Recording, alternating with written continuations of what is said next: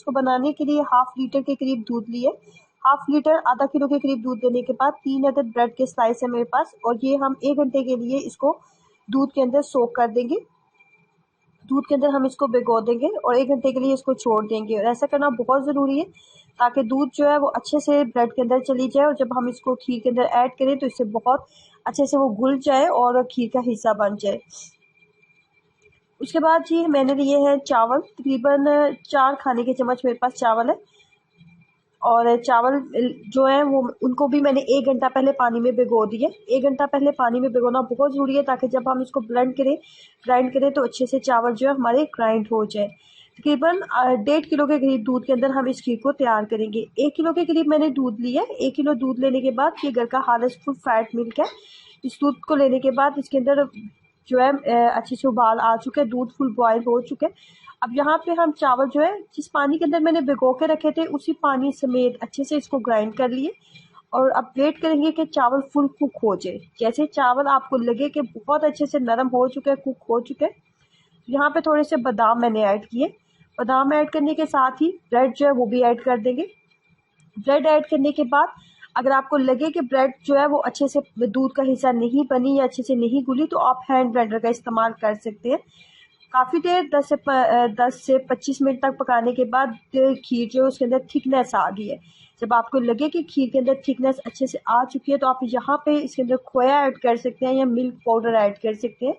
मेरे पास खोया नहीं था, मिल्क पाउडर था, तो मैंने वो ऐड किया। और यहाँ पे चीनी मैंने ऐड की है।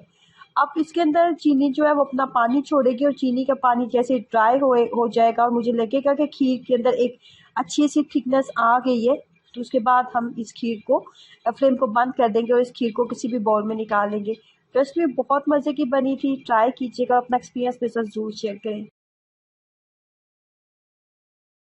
इसको बनाने के लिए सिर्फ आधा किलो दूध हमारे पास होना चाहिए। घर का खालिस दूध जो है फुल फैट मिल्क का इस्तेमाल कर रही हूँ। आधा किलो के करीब इसकी मिकदार है। और उसके अंदर सबसे पहले मैंने जो है दूध को चूल्हे के ऊपर रखने से पहले ही मैंने ठंडे दूध की 1 प्याली मैंने निकाली थी। और इसके अंदर मैंने 3 बड़े खाने के चम्मच जो है कस्टर्ड पाउडर का इस्तेमाल किया। 3.5 खाने के चम्मच कस्टर्ड पाउडर का इस्तेमाल किया। स्ट्रॉबेरी फ्लेवर में कस्टर्ड पाउडर का इस्तेमाल कर रही हूँ। आप किसी भी फ्लेवर का इस्तेमाल कर सकते हैं, लेकिन स्ट्रॉबेरी के साथ बहुत ही टेस्टी इसका टेस्ट बना था। अच्छे से इसको मिक्सअप कर लेंगे, लम्स वगैरह इसके अंदर नहीं होने चाहिए। उसके बाद जी दूध फुल बॉयल हो चुका है। उसके बाद हम इसके अंदर ऐड करने वाले हैं चीनी। आधी प्याली के करीब चीनी का इस्तेमाल करेंगे। चीनी का आधी प्याली चीनी जो है बिल्कुल नॉर्मल जो मीठा है वो रहेगा। इसके अलावा हमने जब इसके अंदर लेयर लगानी है उसकी ब्रेड की, तो उसके अंदर भी हमने जैम वगैरह का इस्तेमाल करना है, तो बहुत ज़्यादा मीठा हो जाएगा। तो यहाँ पे स्टेज पे आप आधी प्याली ही मीठे का इस्तेमाल करें। उसके बाद जो मैंने कस्टर्ड का मिक्सचर रेडी किया था उसको डालेंगे। एक बात का ख्याल रखना है कि जब कस्टर्ड आप ऐड करते हो दूध के अंदर तो आपने चम्मच को मुसलसल चलाते जाना है ताकि गुठलियाँ वगैरह ना बने और आपका कस्टर्ड जो है वो एकदम स्मूथ बने और उसके अंदर किसी भी तरह की गुठलियाँ वगैरह ना हो। अच्छे से चम्मच को मैं चलाती रही थी मीडियम फ्लेम के ऊपर, और 10 मिनट लगे थे और ये बहुत अच्छे से थिक हो चुका है। इसके अंदर आप देख रहे हैं बबल्स बन रहे हैं। ये बबल्स बनने ये साइन होता है, ये निशानी होती है जी कि आपका कस्टर्ड जो है मीठा जो है बहुत अच्छे से रेडी हो चुका है। उसके बाद फ्रूट मिक्स मैंने जैम लिया और मेरे पास है जी ब्रेड के अंदर हमने फ्रूट मिक्स जैम जो है वो लगाना है।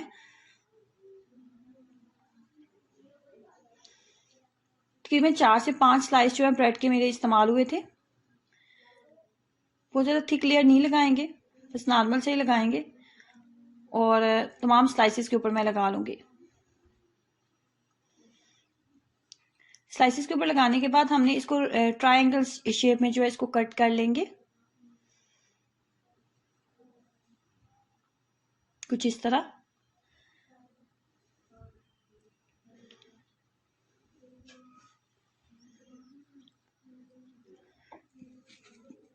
ट्रायंगल शेप में मैंने इसको कट कर लिया।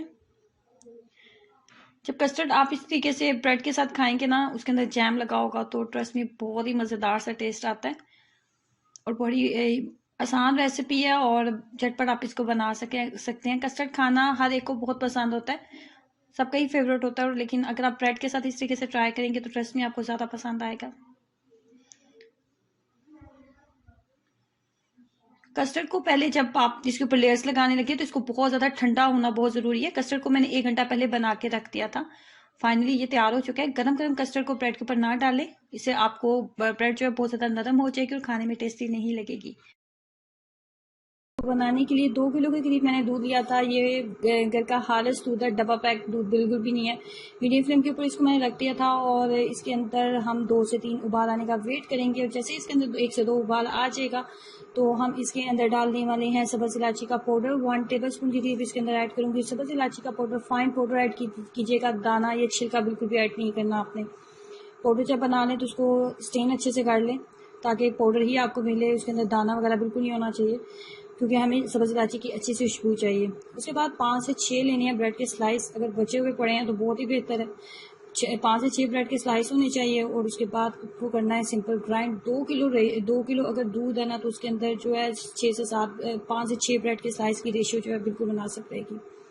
अब हमने मीडियम फ्लेम कर देनी है, उसको अच्छे से हमने पकाना है। इतनी देर तक पकाना है कि इसके अंदर जो है बबल्स बनने लगे हैं और ये जो है थोड़ा सा थिक होने लगे। उसके बाद ब्रेड स्लाइस के ऐड करने के साथ ही हमने इसके अंदर चीनी भी ऐड कर दी थी। चीनी मैंने अपने टेस्ट के अकॉर्डिंग ऐड किया। 2 दरमियाने साइज के कप 250 ग्राम के करीब मैंने चीनी ऐड किया। आप अपने टेस्ट के अकॉर्डिंग ऐड कर ले। 2 किलो दूध में अगर 250 ग्राम अगर आप चीनी ऐड करने वाले हैं ना तो ये बिल्कुल मुनासिब मीठा होगा, बिल्कुल नॉर्मल मीठा होगा। और आप देख सकते हैं कि ये हासा जो है थिक हो गया है, 80% ये कुक हो चुका है। तो यहाँ पे इस स्टेज में मैं इसके अंदर डालने वाली हूँ मलाई। मेरे पास ये घर में मैंने खुद इकट्ठी की हुई थी मलाई, 3 से 4 दिन की। मेरे पास 1 कप के करीब मलाई थी। अगर आपके पास घर में मलाई मौजूद नहीं है तो आप बाजार की भी मलाई ऐड कर सकते हैं। मलाई जरूर ऐड करें, इससे बहुत ही अच्छा सा क्रीमी सा टेस्ट आएगा। अगर आपके पास खालिस दूध था तो ये बहुत ही कमाल का बनेगा। डब्बा पैक जो दूध मिलते हैं उसके साथ आप उसको ना बनाएं, उसके साथ कभी भी इतना अच्छा नहीं बनेगा।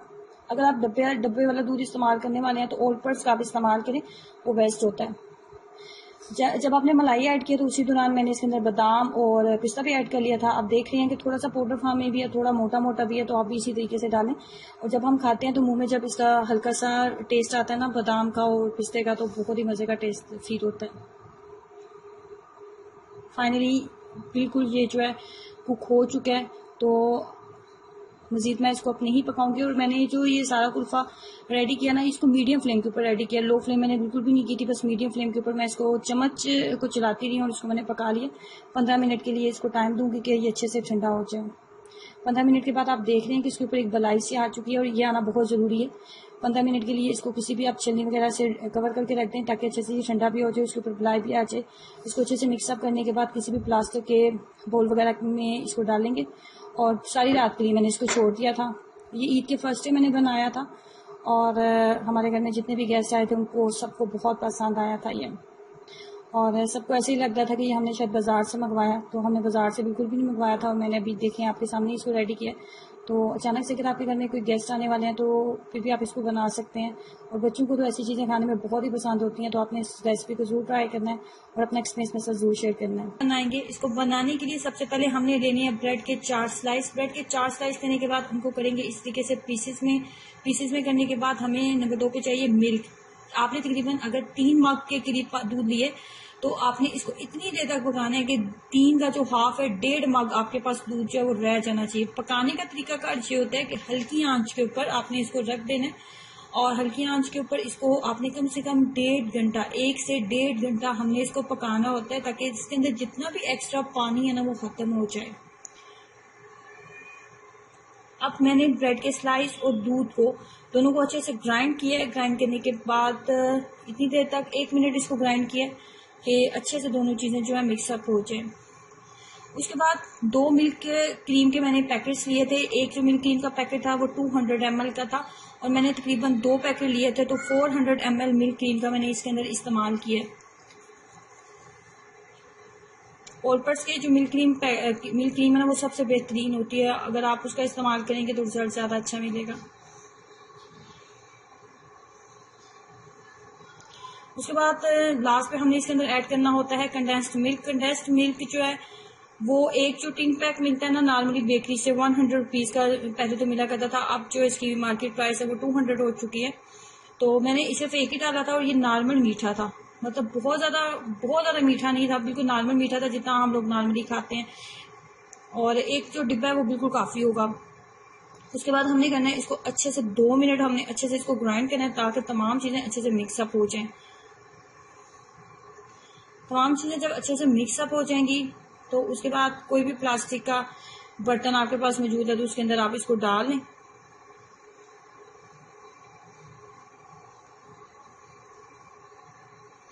ये भी आइसक्रीम कप जो था, तो प्लास्टिक का जो बाउल आपको नज़र आ रहा है, ये मेरे पास वो था आइसक्रीम वालों का ही था, उसी के अंदर मैंने डाल लिया।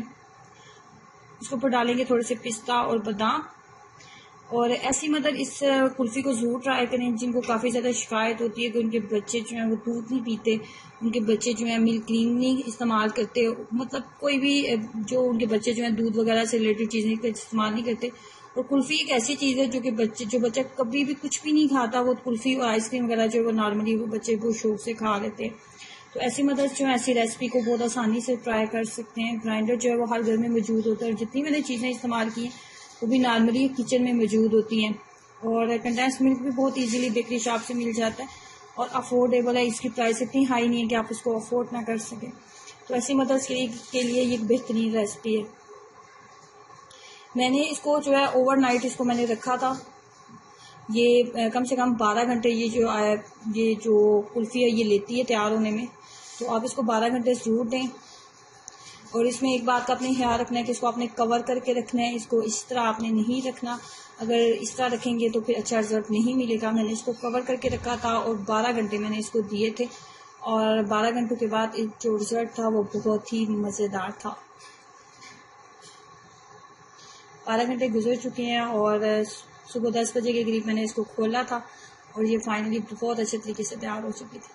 और ट्रस्ट में ये देखने में जितनी अच्छी लगती है ना, खाने में बहुत ज़्यादा मज़े की बनी थी। तो इसको ट्राई कीजिएगा, अपना एक्सपीरियंस जरूर शेयर करें, वीडियो को लाइक करना, चैनल को सब्सक्राइब करना मत भूलें। अल्लाह हाफिज़।